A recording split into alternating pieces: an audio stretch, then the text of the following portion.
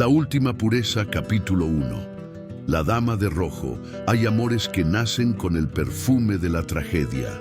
Hay ciudades que respiran a través de sus grietas. Hay noches que guardan secretos más antiguos que los edificios que las vigilan. Y hay encuentros que no son encuentros, sino colisiones. Instantes donde el destino deja de ser una metáfora y se convierte en un verdugo elegante, vestido de seda roja, con los labios pintados del color exacto de una promesa rota. Esta es la historia de un hombre que creyó poder escapar de sí mismo viajando al sur. Es la historia de una mujer que aprendió que la belleza puede ser tanto armadura como prisión. Y es sobre todo la historia de un país que en 1984 bailaba sobre los escombros de sus propias mentiras. Mientras la élite bebía champán y el pueblo tragaba polvo, México.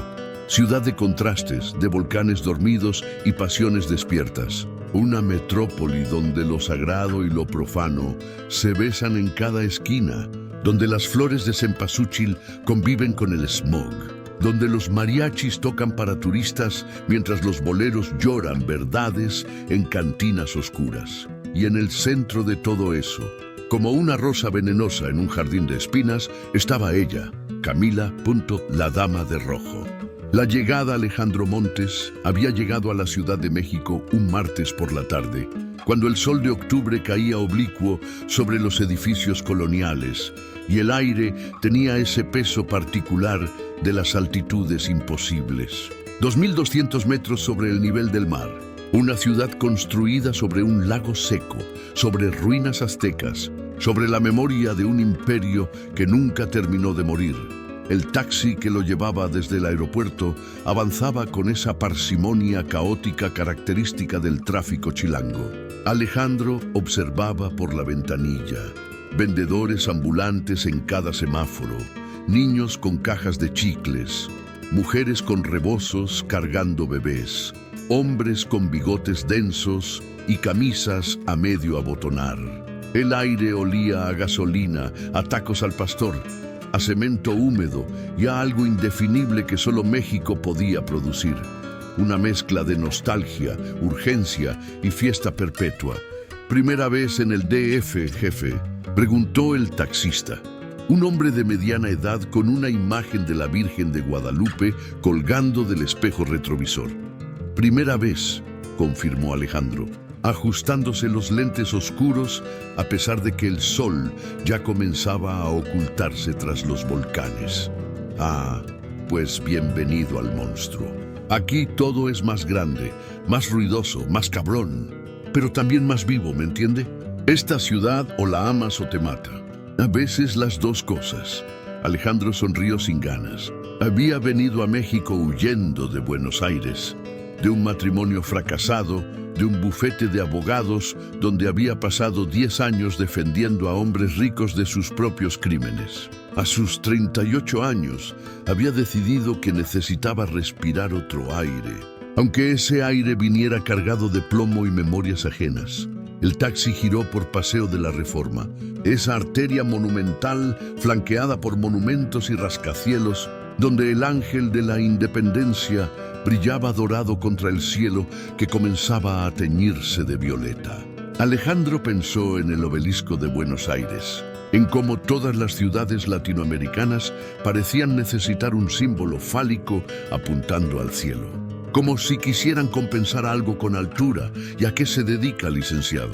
El taxista había asumido correctamente su profesión por el traje italiano y el maletín de cuero. Abogado. Vengo a trabajar con un bufete local. Asuntos corporativos. Ah, con razón. Aquí hay mucho de eso ahora. Con la crisis del petróleo, la devaluación del peso, todos los empresarios están como locos buscando cómo salvar su dinero. ¿Sabía que el dólar está a casi 200 pesos? Hace 2 años estaba a 26. Así estamos, Alejandro asintió. Conocía los números. México estaba en medio de una de sus crisis recurrentes, esa montaña rusa económica que parecía ser el destino perpetuo de América Latina. Pero donde había crisis, había oportunidades. Y donde había oportunidades, había dinero. Y donde había dinero, Había hombres como él, dispuestos a encontrar los resquicios legales entre la ética y la conveniencia. El hotel era discreto pero elegante, ubicado en la zona rosa, ese barrio bohemio que en los 80 todavía conservaba algo de su glamour original. Alejandro se registró, subió a su habitación en el 7º piso, se quitó el traje y se quedó parado frente a la ventana, observando la ciudad que se extendía interminable en todas direcciones. Millones de luces comenzaban a encenderse, millones de vidas transcurriendo simultáneamente, millones de secretos guardándose o revelándose en ese preciso instante. No sabía aún que su vida estaba a punto de cambiar, que en menos de 72 horas conocería a alguien que lo obligaría a cuestionar cada decisión que había tomado hasta ese momento. No sabía que el destino, cuando decide intervenir, siempre elige el momento más inoportuno y que siempre viste de rojo. La invitación había llegado el viernes por la mañana, entregada por un mensajero en motocicleta al bufete donde Alejandro había comenzado a trabajar. Un sobre color crema, papel grueso, caligrafía elegante en tinta negra.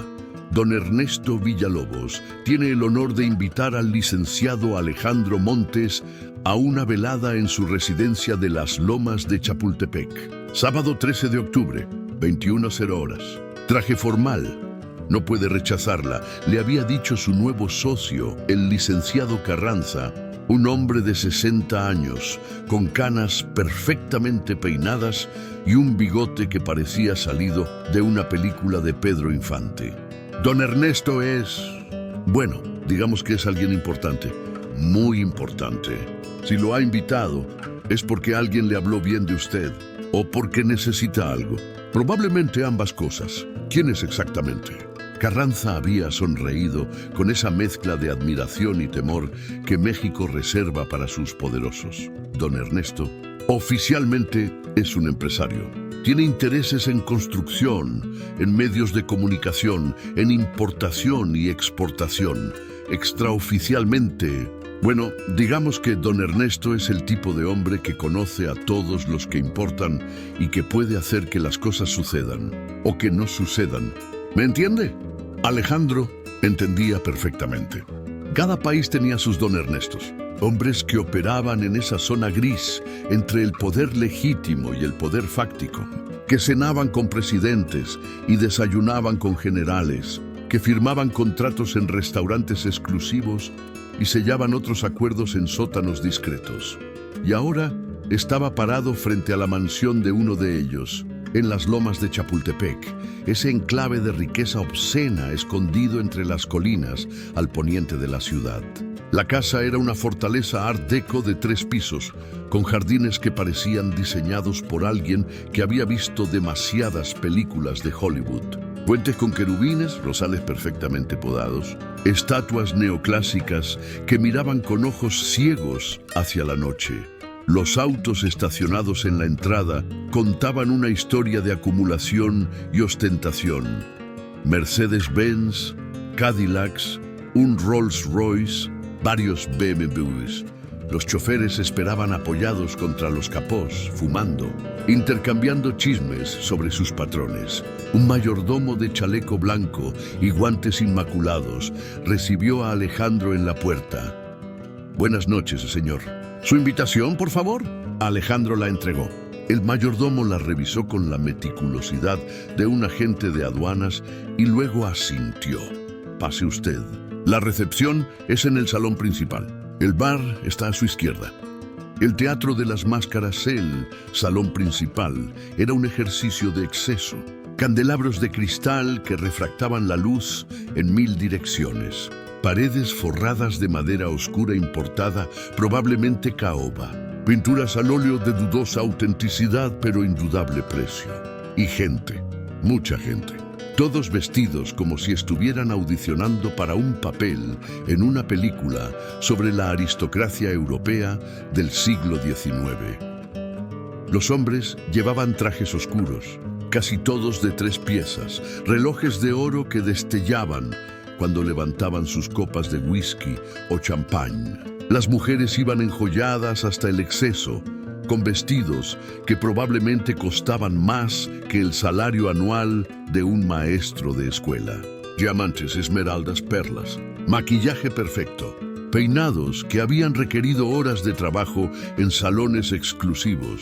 Pero más allá de la apariencia, lo que Alejandro notó fue la energía. Había algo performativo en todo aquello. Cada conversación era un espectáculo, cada risa calculada, cada gesto ensayado. No era una fiesta, era un teatro. Y todos los presentes eran actores, representando el papel de personas exitosas y felices. Se acercó al bar y pidió un whisky. El cantinero, también vestido de blanco, le sirvió un Johnny Walker Blue Label, con hielo redondo perfectamente esférico. ¿Primera vez en casa de don Ernesto?, preguntó el cantinero, con esa familiaridad casual de quien ha servido demasiadas copas a demasiados egos inflados. Primera vez. Va a ser una noche interesante. Siempre lo son.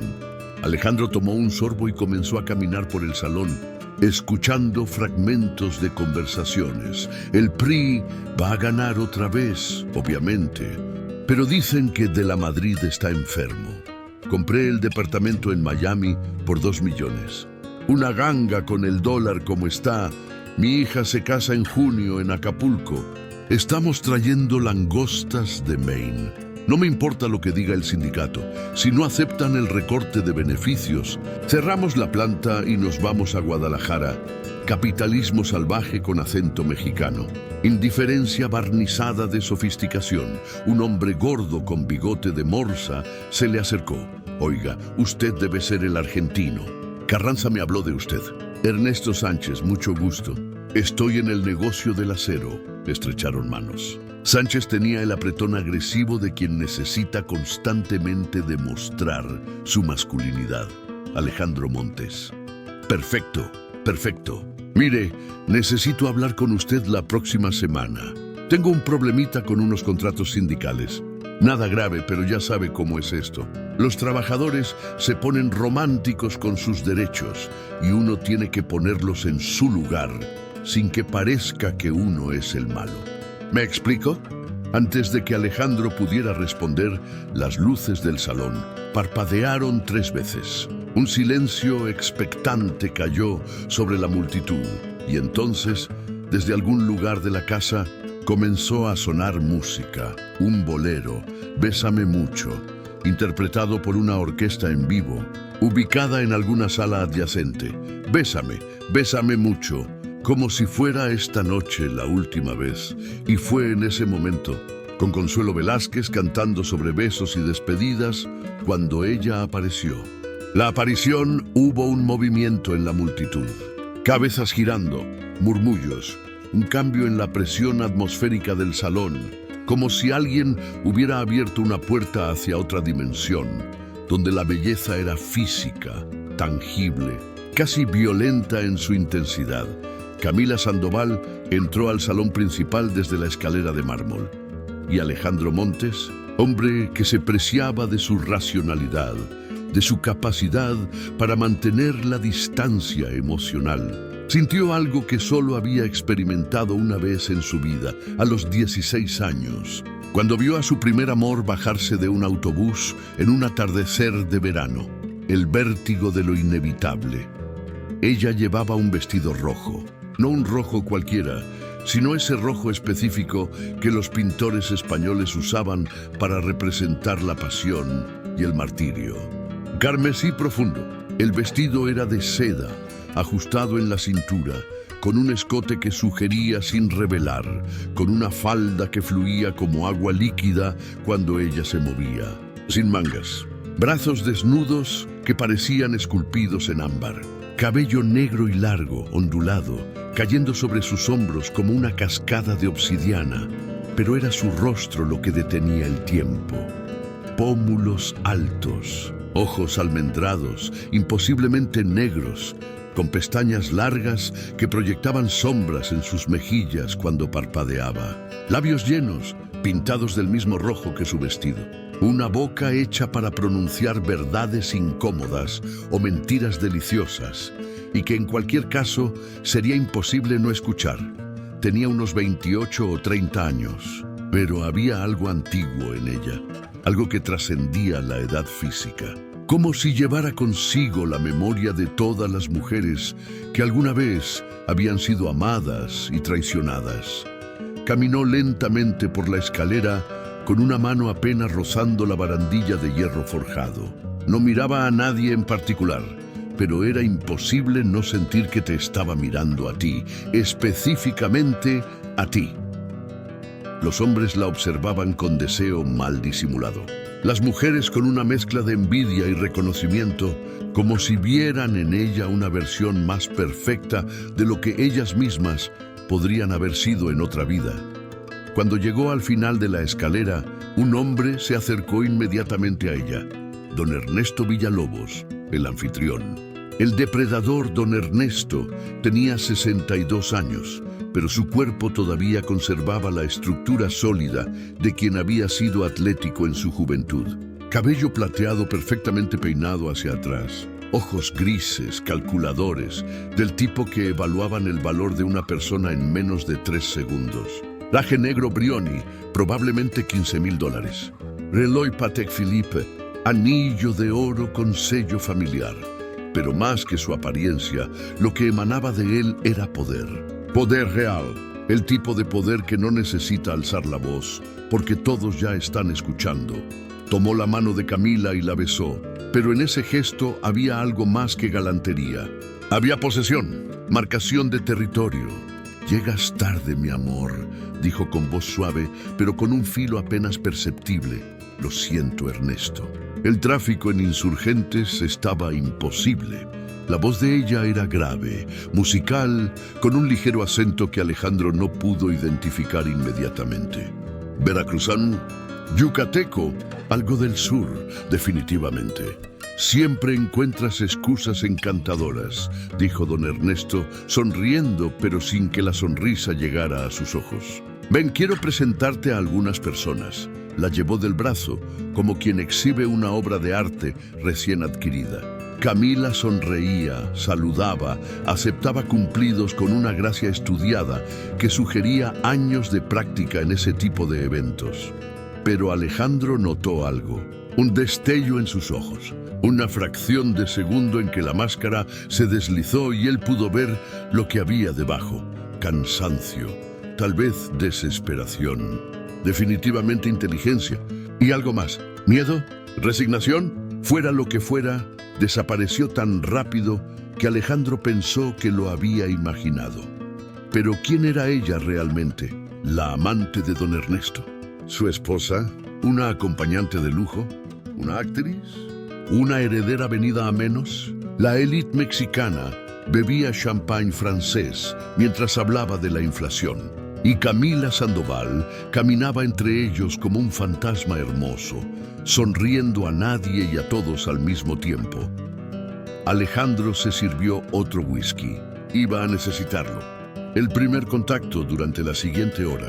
Alejandro hizo lo que se esperaba de él. Conversó con empresarios, intercambió tarjetas, prometió reuniones futuras, rió de chistes mediocres, asintió ante opiniones con las que no estaba de acuerdo, pero no podía dejar de buscarla con la mirada. Camila se movía por el salón como una bailarina por un escenario, siempre al lado de don Ernesto, pero de alguna manera siempre separada de él, como si estuviera presente y ausente al mismo tiempo. Fue cerca de la medianoche cuando finalmente se cruzaron. Alejandro estaba junto a una ventana, observando los jardines iluminados, cuando escuchó su voz detrás de él. «Hermosa vista, ¿verdad? Lástima que sea tan cara». Se dio vuelta. Ella estaba parada a menos de 1 metro, con una copa de champán en la mano. De cerca era incluso más impactante. Podía ver la textura de su piel, las pequeñas líneas de expresión alrededor de sus ojos que solo la hacían más interesante, el movimiento casi imperceptible de su pulso en la base de su cuello. No estaba seguro si se refería a la vista o a otra cosa, respondió Alejandro. Ella sonrió. Una sonrisa real esta vez, no la que había estado usando toda la noche. Inteligente. Me gusta. ¿Es usted el argentino del que todos hablan? ¿Hablan de mí? En estas fiestas todos hablan de todos. Es el entretenimiento principal. Usted es nuevo, misterioso, extranjero. Eso lo hace interesante. Por unos días al menos. Y después se convertirá en uno más de ellos. O escapará antes de que eso suceda. Las únicas dos opciones. Alejandro estudió su rostro buscando pistas. ¿Y usted? ¿En cuál categoría está? Algo cambió en sus ojos. Se oscurecieron. Yo estoy en una categoría diferente. Una que no tiene nombre en español. Tal vez en italiano. Prigioniera dorata. ¿Conoce la expresión? Prisionera dorada. Exacto. Hubo un silencio. El bolero había terminado y ahora la orquesta tocaba algo más alegre, una pieza de Agustín Lara. Me llamo Alejandro Montes, dijo finalmente, extendiendo su mano. Ella la tomó. Su piel era suave, pero su apretón era firme. Sostuvo su mano un segundo más de lo socialmente apropiado. Camila Sandoval. Aunque probablemente ya lo sabía, lo intuía. ¿Intuición? ¿O es que preguntó? Un poco de ambas. Ella rió. Una risa baja, genuina, honestidad. Qué refrescante. Aquí todos mienten todo el tiempo. Sobre sus negocios, sobre sus matrimonios, sobre sus amantes, sobre su felicidad. Especialmente sobre su felicidad. ¿Y usted miente, Camila? La forma en que dijo su nombre hizo que ella lo mirara diferente. Como si acabara de notar realmente quién era él. Todo el tiempo, respondió. Excepto ahora. En este momento con usted no estoy mintiendo. ¿Por qué? Porque no tengo ninguna razón para hacerlo. Usted no quiere nada de mí. Todavía no, al menos. Y eso lo hace seguro, temporalmente. Antes de que Alejandro pudiera responder, una mujer se acercó a ellos. Rubia, unos 35 años, elegante, con ojos que evaluaban todo con precisión quirúrgica. Camila, querida, don Ernesto te está buscando, dijo, con una sonrisa que no llegaba a sus ojos. Camila asintió. Gracias, Sofía, voy enseguida. La tal Sofía se alejó, pero no sin antes lanzarle a Alejandro una mirada de advertencia. Mi guardiana, explicó Camila, o más bien la guardiana de don Ernesto. Se asegura de que yo no haga nada inapropiado, y esta conversación es inapropiada. Peligrosamente cerca de serlo. Se dio vuelta para irse, pero se detuvo. El jardín trasero es hermoso a esta hora. Nadie va ahí. Demasiado oscuro, demasiado alejado de la acción. Por si tuviera curiosidad, y se fue, dejando un rastro de perfume. Algo floral, pero con una nota de especias. Costoso, memorable. Alejandro se quedó parado junto a la ventana, mirando su reflejo en el cristal. ¿Qué estás haciendo?, se preguntó a sí mismo. Pero ya sabía la respuesta. Iba a ir al jardín. El jardín de las confesiones esperó 15 minutos. No quería ser obvio. Luego salió por una puerta lateral que daba a una terraza, y de ahí bajó unos escalones de piedra hacia el jardín trasero. La música de la fiesta llegaba amortiguada. Las voces, las risas, todo sonaba distante, irreal, como si perteneciera a otro mundo. El jardín estaba apenas iluminado por faroles de gas estilo colonial. Había jacarandás, bugambilias, gardenias. El aire olía a tierra mojada y flores nocturnas. En algún lugar, una fuente goteaba con regularidad hipnótica. La encontró sentada en un banco de piedra, mirando hacia el cielo. Se había quitado los zapatos. Sus pies desnudos descansaban sobre el pasto. «Vine», dijo Alejandro, sintiéndose inmediatamente estúpido por lo obvio del comentario. «Lo sé, te escuché bajar los escalones. Caminas como alguien que está acostumbrado a pensar cada movimiento. ¿Es un cumplido?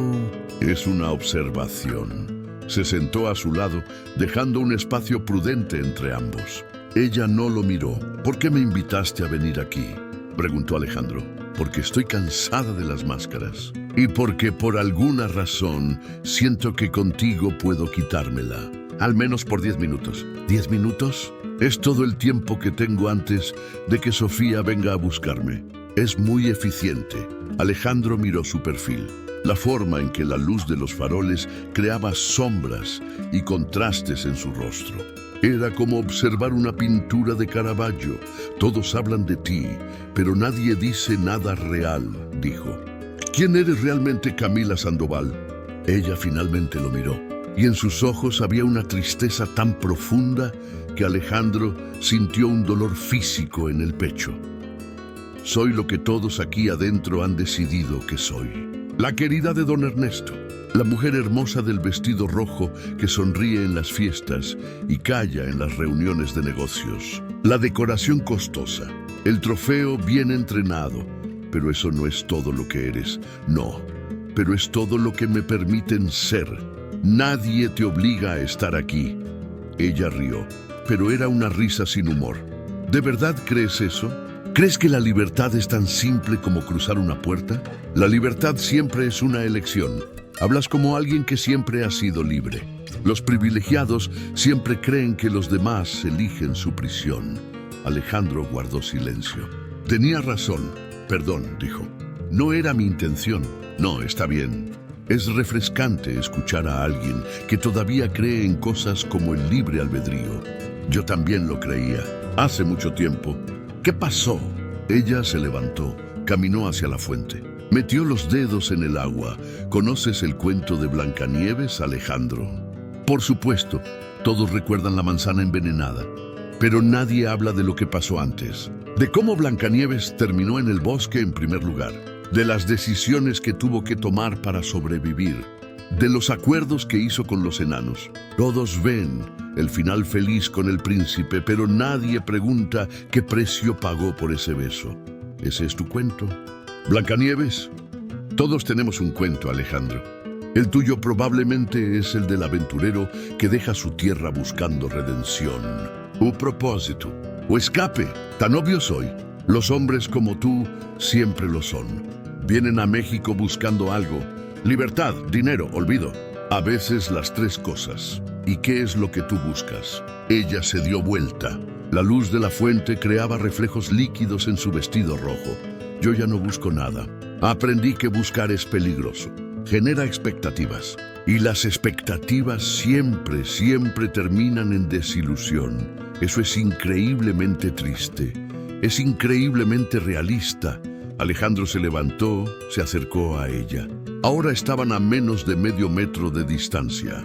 Y si te dijera que no tiene que ser así, te diría que eres romántico y peligroso y que probablemente debería alejarme de ti. Probablemente. Sus ojos se encontraron. Y en ese momento, Alejandro entendió algo fundamental. Camila Sandoval no era una víctima, era una sobreviviente. Y las sobrevivientes son las personas más peligrosas del mundo, porque ya no tienen nada que perder. Alejandro, dijo ella con voz suave, vas a regresar a esa fiesta. Vas a cerrar tus tratos con los empresarios de don Ernesto. Vas a ganar tu dinero. Y vas a olvidar esta conversación, porque si no lo haces, algo muy malo va a pasar. A ti o a mí, probablemente a los dos. ¿Es una amenaza? Es una advertencia de alguien que te está haciendo un favor. Voces se acercaban. Pasos sobre grava. ¡Camila! La voz de Sofía con ese tono de autoridad apenas disfrazada de preocupación. Camila se alejó de Alejandro rápidamente, se puso los zapatos. Vete, susurró. Por favor. Pero antes de que él pudiera moverse, ella hizo algo inesperado. Sacó un pañuelo de seda rojo de su bolso, el mismo rojo de su vestido. Lo sostuvo por un momento, como si estuviera tomando una decisión irreversible, y luego se lo entregó a Alejandro, para que recuerdes que esto fue real. Por 10 minutos fuimos reales, y se fue corriendo hacia donde Sofía la esperaba con expresión desaprobatoria. Alejandro se quedó parado en el jardín, sosteniendo el pañuelo de seda. Era suave, caro y olía a ella, a flores y especias, a peligro y promesa, a todo lo que no debería desear pero inevitablemente deseaba. El regreso, cuando volvió al salón principal, la fiesta continuaba como si nada hubiera pasado. Porque para todos los demás, efectivamente, nada había pasado. Pero Alejandro se sentía diferente. como si hubiera cruzado una frontera invisible y ahora estuviera en un país sin mapas. Buscó a Camila con la mirada. Estaba junto a don Ernesto sonriendo, asintiendo, perfectamente compuesta. Pero cuando sus ojos se encontraron por una fracción de segundo a través del salón, él vio lo mismo que había visto antes. La grieta en la máscara, la verdad debajo de la mentira hermosa. Don Ernesto se acercó a él pocos minutos después, con 2 copas de coñac. Licenciado Montt, ¿está disfrutando la velada? Mucho, es una casa impresionante. Gracias. Uno trabaja toda la vida para poder ofrecer belleza a sus invitados. Y hablando de belleza, veo que conoció a Camila. No era una pregunta, era una afirmación. Una advertencia vestida de comentario casual. La saludé brevemente, respondió Alejandro, manteniendo su voz neutral. Don Ernesto sonrió. Era la sonrisa de un tiburón que ha detectado sangre en el agua. Es extraordinaria, ¿verdad? Todos los hombres que la conocen quedan impactados. Es natural. Tiene ese efecto. Tomó un sorbo de su coñac sin dejar de mirar a Alejandro con esos ojos grises que parecían poder leer pensamientos. Camila es especial para mí, licenciado. Muy especial. La cuido, la protejo. Me aseguro de que nada malo le suceda. ¿Comprende lo que le estoy diciendo? Perfectamente. Bien, me alegro. Porque aprecio la claridad en las relaciones, profesionales y personales. Y creo que usted y yo podemos tener una relación muy profesional y muy lucrativa.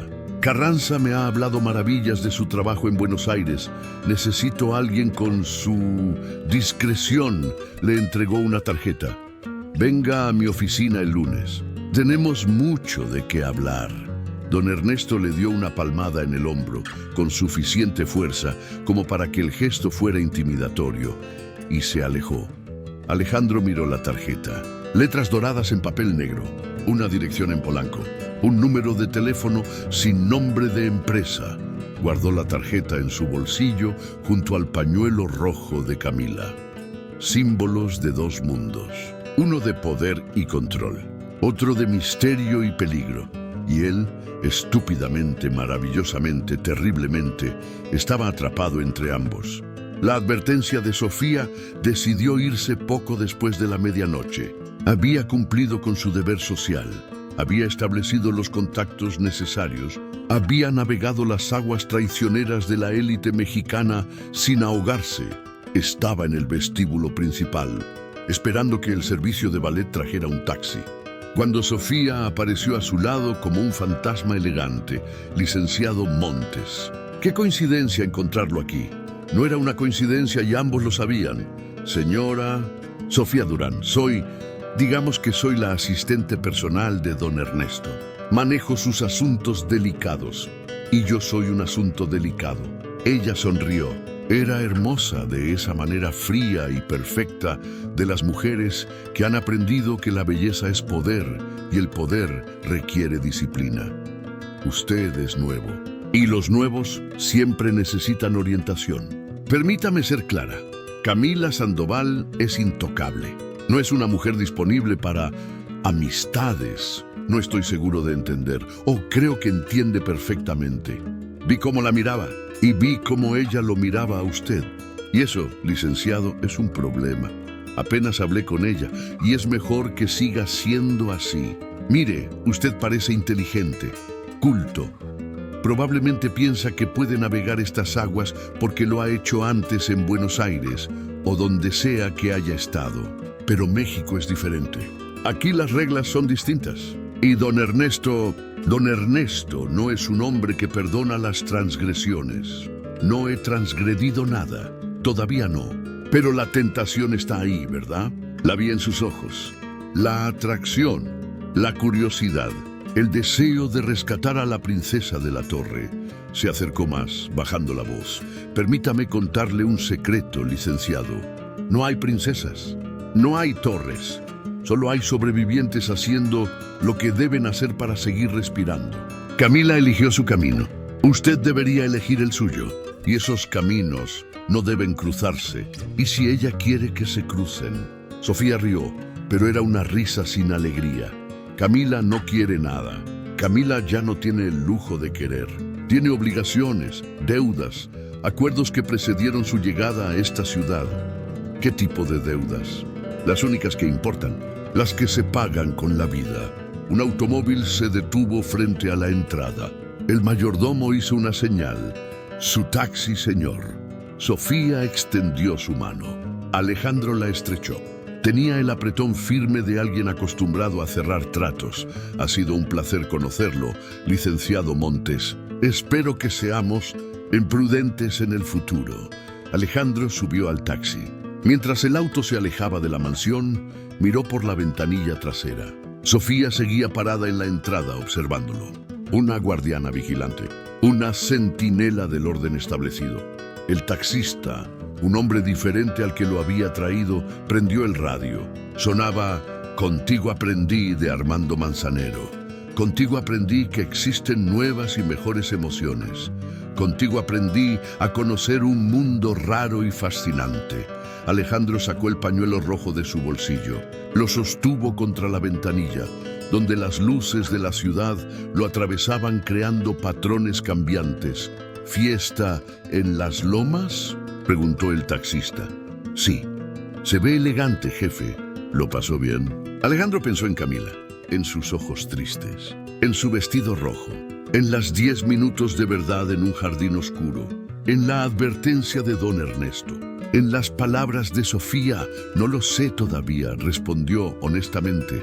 Ah, esas son las mejores fiestas, las que no sabes si fueron buenas o malas hasta que es demasiado tarde. El taxi giró en Paseo de la Reforma. El ángel de la Independencia brillaba dorado contra el cielo nocturno. Una victoria perpetua que celebraba una libertad que tal vez nunca había sido tan completa como prometía.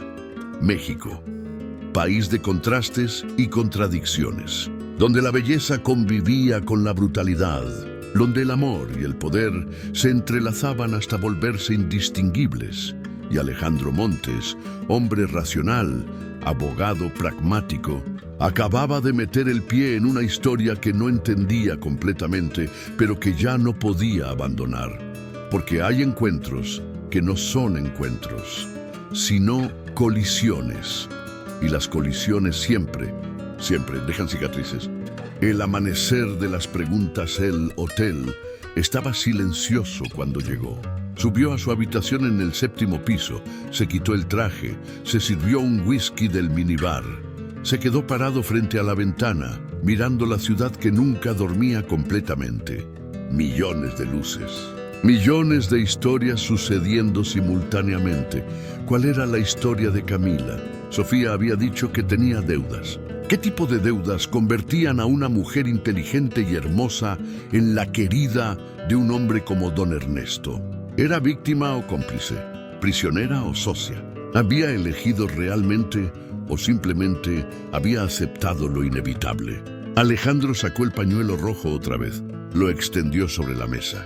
La seda brillaba bajo la luz de la lámpara, para que recuerdes que esto fue real. ¿Pero qué era exactamente esto? Una conversación. 10 minutos de honestidad entre extraños. Una conexión efímera en medio del teatro de las máscaras. Y eso era suficiente para arriesgar todo. Su trabajo, su seguridad, tal vez su vida. Porque las advertencias de don Ernesto y Sofía no habían sido sutiles. Eran amenazas educadas, envueltas en cortesía mexicana, pero amenazas al fin y al cabo. Mantente alejado de Camila Sandoval o habrá consecuencias. ¿Y él qué iba a hacer? Lo sensato sería olvidar, concentrarse en su trabajo, hacer dinero, reconstruir su vida, dejar que Camila manejara sus propios demonios. Pero la sensatez nunca había sido su fuerte. Si lo hubiera sido, no habría dejado Buenos Aires, no habría abandonado su bufete, no habría huido de un matrimonio que murió años antes de que él finalmente tuviera el coraje de enterrarlo. Había venido a México buscando algo. ¿Qué exactamente? No lo sabía hasta esta noche, pero ahora lo sabía. Había venido buscando una razón para sentirse vivo otra vez. Y la había encontrado en un vestido rojo, con ojos tristes y una sonrisa que escondía cicatrices. El problema con sentirse vivo pensó Alejandro mientras terminaba su whisky, es que también significa poder sangrar, y México, hermoso y brutal, era el tipo de lugar donde sangrar era peligroso, donde los tiburones siempre están cerca y donde don Ernesto Villalobos era el tiburón más grande de todos. La ciudad despierta afuera. La Ciudad de México comenzaba a despertar. Era domingo. Las campanas de las iglesias pronto empezarían a sonar. Las familias saldrían a comprar pan dulce y tamales para el desayuno. Los vendedores ambulantes montarían sus puestos. La vida continuaría con esa resiliencia particular de los mexicanos, que han aprendido a bailar incluso cuando el suelo tiembla. En algún lugar de las lomas, Camila Sandoval probablemente estaba despierta también, mirando tal vez por la ventana de una mansión que era tanto hogar como prisión, preguntándose si el argentino del traje elegante y los ojos tristes sería lo suficientemente inteligente para mantenerse alejado, o lo suficientemente tonto para regresar. En su oficina oscura, don Ernesto Villalobos revisaba papeles, siempre trabajando, siempre construyendo su imperio, siempre vigilando las piezas en su tablero de ajedrez personal, y Alejandro Montes, recién llegado a este juego, cuyas reglas apenas comenzaba a entender, se quedó dormido con un pañuelo rojo sobre su mesita de noche. Soñó con jardines oscuros, con vestidos del color, de la sangre y las promesas, rotas, con una mujer que le había advertido, que se alejara pero que le había dado una razón para quedarse. Y cuando despertó, horas después, con el sol de mediodía entrando por la ventana, lo primero que pensó fue lunes.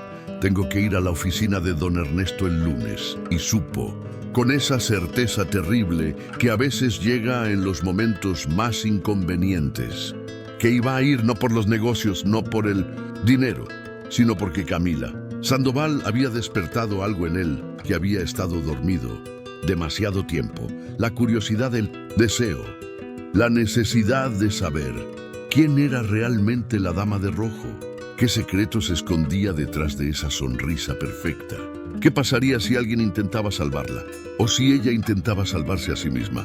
Y mientras Alejandro se duchaba y se preparaba para enfrentar su primer domingo en la Ciudad de México, mientras la vida continuaba en las calles abajo con su caos hermoso y desordenado, una verdad se hacía cada vez más clara. Esta historia apenas comenzaba, y como todas las grandes historias de amor y destrucción, terminaría mal, probablemente para todos los involucrados. Pero eso no importaba ahora. Lo único que importaba era el siguiente capítulo, el siguiente encuentro, el siguiente paso en este baile peligroso entre el deseo y la supervivencia. Y mientras Alejandro Montes buscaba respuestas que probablemente lo destruirían, Camila Sandoval desapareció en la luz del amanecer, dejando solo preguntas. Preguntas que ardían como el rojo de su vestido. Preguntas que exigían respuestas. ¿Quién realmente era la dama de rojo? ¿Una víctima o una estratega? ¿Una prisionera o una sobreviviente que había aprendido a convertir su jaula en un trono? Y tú, si estuvieras en el lugar de Alejandro, ¿qué harías? ¿Seguirías el consejo sensato de Sofía y te alejarías? ¿O cruzarías la línea arriesgando todo por una mujer que tal vez no quiere ser salvada? Déjame saber en los comentarios, porque en el próximo capítulo Alejandro tomará una decisión que cambiará su destino para siempre. Y Camila revelará la primera pieza del rompecabezas de su pasado. Un pasado que incluye un pueblo costero en Veracruz, una tragedia que nunca fue investigada, y un hombre poderoso que colecciona mujeres hermosas como otros coleccionan obras de arte. La pregunta no es si Alejandro caerá en la trampa. La pregunta es, ¿quién puso la trampa? ¿Y para quién? No te pierdas el próximo capítulo de La Última Pureza. Dale like, suscríbete y activa las notificaciones, porque esta historia de amor, poder y venganza en el México de los 80 apenas comienza. Y recuerda, en este país de pasiones y traiciones, el único pecado imperdonable es la indiferencia. Alejandro Montes estaba a punto de descubrirlo, de la manera más dolorosa posible. Fin del capítulo 1.